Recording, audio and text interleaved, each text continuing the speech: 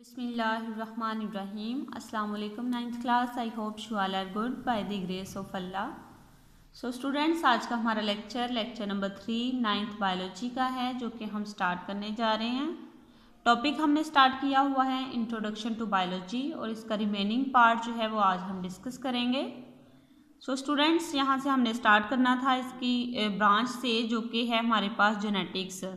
तो जेनेटिक्स कौन C biology की ब्रांच है, इसको हम देखते हैं। ये वर्ड जेनेटिक्स रिप्रेजेंट कर रहा है जीन्स को। सो स्टूडेंट्स, जो जीन्स हैं इनकी स्टडी करना और ये जीन्स किस तरह से जनरेशन टू जनरेशन पास होते हैं, इनके बारे में इल्म हासिल करना जो है वो जेनेटिक्स कहलाता है। अब स्टडी करना इन जीन्स को, जो कि इनहेरिटेंस में अपना रोल प्ले कर रहे हैं। इनहेरिटेंस क्या है? वो हमारे पास करैक्टर्स होते हैं जो कि ट्रांसमिट होते हैं वन जनरेशन से नेक्स्ट जनरेशन की तरफ। यानी कि जीन्स अगर हम देखें कि हमारी आइज़ का कलर जो है वो हमारे पेरेंट्स की तरह का है, तो हमने देखना है कि ये कलर क्यों पेरेंट्स की तरह का है। अगर मदर की तरह का है या हमारे पास जो फादर हैं उनकी तरह का है, तो हमने देखना ये क्यों, इनको कौन सी चीज़ कंट्रोल कर रही है, ये किस वजह से है। तो स्टूडेंट्स, ये जीन्स होते हैं जो कि पेरेंट्स से ऑफस्प्रिंग में ट्रांसफ़र होते हैं। इन जीन्स की वजह से जो है ये कलर, और ये जीन्स जो हैं डिफरेंट करैक्टर्स को कंट्रोल कर रहे होते हैं। लाइक आई के कलर को कंट्रोल कर रहे हैं, इनका डिफरेंट जीन होगा, और सेपरेट हर एक जीन जो है वो अपना काम कर रहा होता है। तो ये जीन जो है ये ट्रांसफ़र होते हैं पेरेंट टू ऑफस्प्रिंग, और इनकी स्टडी करना किस तरह से ट्रांसफ़र होते हैं, ट्रांसमिशन में इसका रोल देखना जो है वो जेनेटिक्स कहलाता है।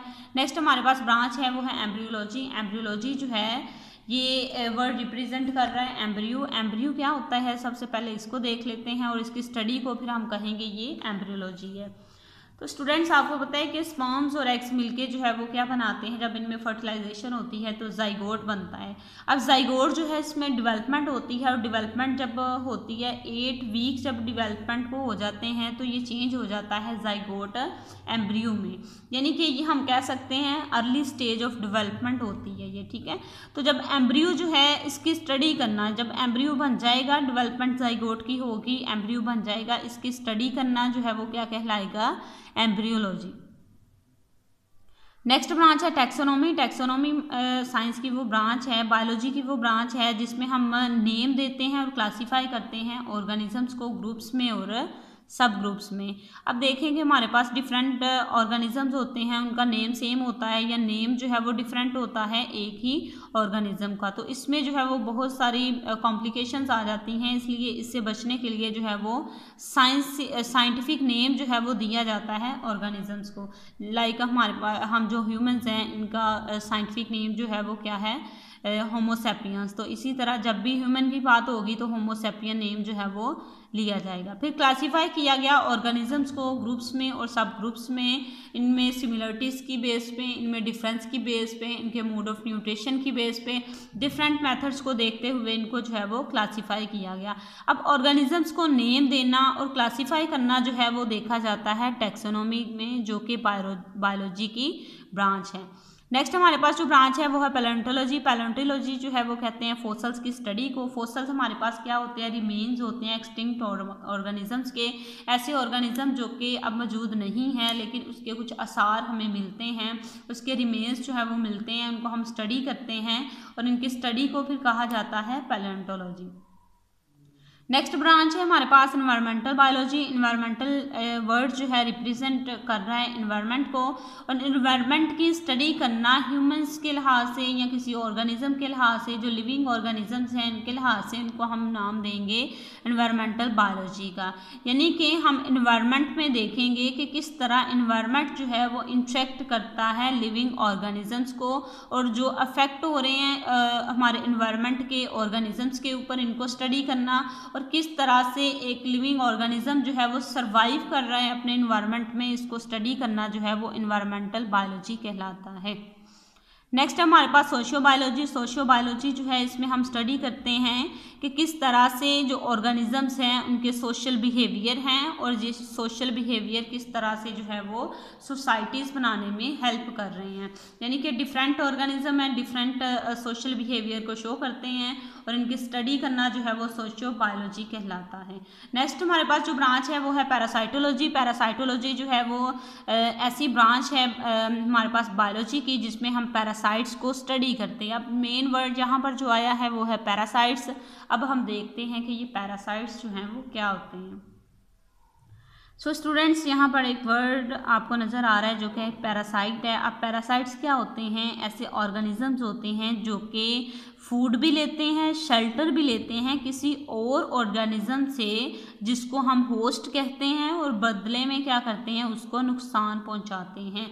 यानी कि पैरासाइट्स ऐसे ऑर्गेनिजम्स होते हैं जो कि फूड और शेल्टर वगैरह किसी और ऑर्गेनिज्म से लेते हैं जिसको होस्ट कहते हैं, और बदले में उसको नुकसान जो है वो पहुंचा रहे होते हैं। तो हम कह सकते हैं कुछ प्रोटोजोन्स हैं इसमें, कुछ जो है वो टैपवर्म वगैरह हम कह सकते हैं इसमें आ जाते हैं जो कि इस तरह का बिहेवियर शो करते हैं। तो पैरासाइटोलॉजी हमारे पास बायो की वो ब्रांच है जिसमें पैरासाइट्स को स्टडी किया जाता है, किस तरह से वो फूड लेते हैं, शेल्टर लेते हैं और डिजीज़ वगैरह को काज करते हैं।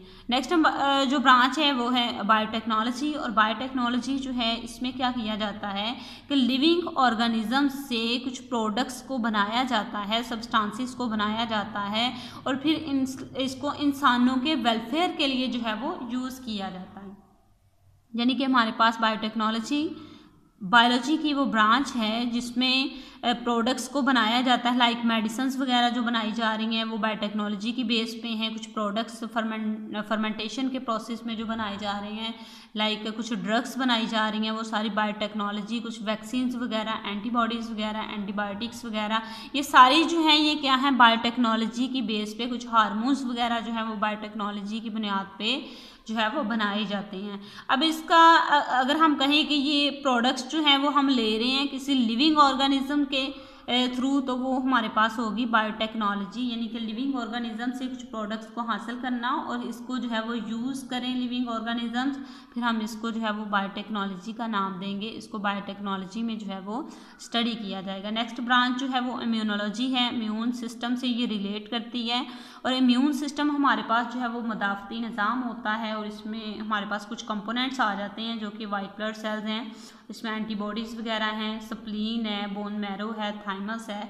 ये हमारे पास इम्यून सिस्टम जो है इसके कुछ कंपोनेंट्स हैं।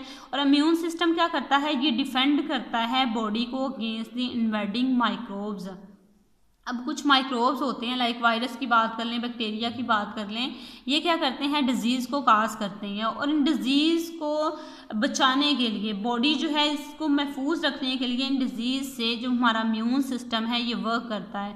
और इम्यूनोलॉजी जो है इसमें इम्यून सिस्टम को स्टडी किया जाता है किस तरह से ये डिफेंड कर रहा है बॉडी को। ठीक है, तो इम्यूनोलॉजी बायोलॉजी की वो ब्रांच है जिसमें स्टडी किया जाता है इम्यून सिस्टम को कि किस तरह से ये बॉडी को डिफेंड कर रहा है। एंटोमोलॉजी जो है ये रिलेट करती है इंसेक्ट वगैरह से। एंटोमोलॉजी में जो है वो इंसेक्ट की स्टडी की जाती है, इंसेक्ट्स कितने टाइप के हैं और इसका रिलेशन किस काइंड से हैं, ये किस फैमिली से बिलोंग करते हैं, और इसका कलर क्या है, इसके करैक्टर्स क्या हैं, सारा कुछ जो है वो इंसेक्ट्स का जो है वो एंटोमोलॉजी में स्टडी किया जाता है। लास्ट हमारे पास जो ब्रांच है वो है फार्माकोलॉजी। ये मेडिसिन से रिलेट करती है, मेडिकल ड्रग्स से रिलेट करती है। और फार्माकोलॉजी जो है इसमें हम स्टडी करते हैं ड्रग्स को और इनके इफेक्ट जो लिविंग ऑर्गेनिजम्स के ऊपर हैं, ह्यूमन बॉडी के ऊपर हैं, इनको जो है वो स्टडी किया जाता है। यानी कि फार्माकोलॉजी बायोलॉजी की वो ब्रांच है जिसमें हम स्टडी करते हैं ड्रग्स को और इन ड्रग्स के इफ़ेक्ट्स को जो ह्यूमन बॉडी के ऊपर जो है वो हो रहे हैं। तो स्टूडेंट्स, आपने देखा कि यहाँ पर कितने जो है वो बायोलॉजी की ब्रांचेज हैं और किस तरह से ये इफ़ेक्ट कर रही हैं और हेल्प कर रही हैं लिविंग ऑर्गेनिजम्स की और ह्यूमंस की।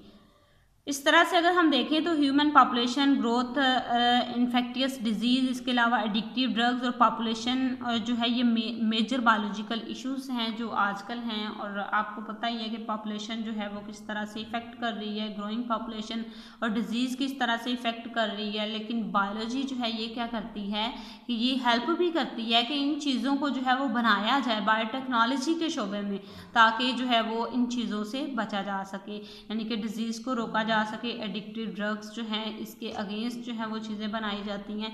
बहुत वास्ट जो है ये टॉपिक है। इंशाल्लाह हम स्कूल ओपन होंगे तो फिर इसको डिस्कस करेंगे। आज का हम लेक्चर अपना यहाँ पर एंड करते हैं। Thank you so much for listening me carefully. Take care. अल्लाह हाफिज़।